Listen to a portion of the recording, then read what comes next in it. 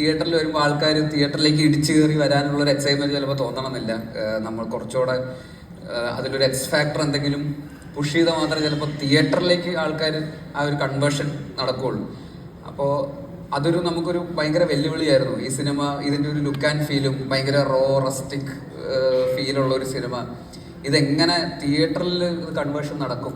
നല്ല സിനിമയാണെന്ന് നമുക്ക് എല്ലാവർക്കും അറിയാം, പക്ഷേ ഇത് തിയേറ്ററിൽ എത്രമാത്രം ഇത് വർക്ക് ചെയ്യും, എത്രമാത്രം ക്രൗഡ് പുള്ള് ചെയ്യാൻ പറ്റും എന്നുള്ളത് മേജർ കൺസേൺ ആയിരുന്നു. എന്നാൽ പോലും നമ്മൾ മാക്സിമം ഇതിനെ പ്രൊമോട്ട് ചെയ്യുകയും നമ്മുടേതായിട്ടുള്ള രീതിയിലൊക്കെ എല്ലാ പ്രൊമോഷൻ, എല്ലാ ആക്ടേഴ്സും ടെക്നീഷ്യൻസും ബാക്കി ഓൺലൈൻ മാർക്കറ്റിംഗ് ടീമും പ്രൊഡക്ഷനും ഒക്കെ എഫേർട്ട് എടുത്തിട്ടാണ് അതിൻ്റെ ഒരു ഇതെത്തിയത്.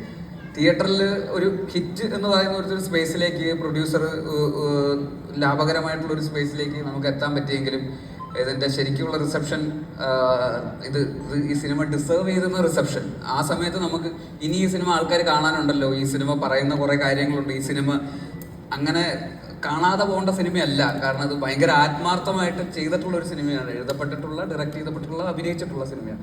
ഇത് കാണാതെ പോകരുതെന്നുള്ളൊരു ഭയങ്കര ആഗ്രഹം ഉണ്ടായിരുന്നു. അത് പക്ഷേ OTT ഇറങ്ങിയപ്പോൾ അതാണ്, നല്ല സിനിമയും സത്യസന്ധമായിട്ടുള്ള ഒരു എഫേർട്ടും ഒരിക്കലും ആരും നോട്ടീസ് ചെയ്യാതെ പോകില്ല എന്നുള്ളതിൻ്റെ ഏറ്റവും വലിയ ഉദാഹരണം പൊന്മാൻ തന്നെയാണ്. ആ രീതിയിൽ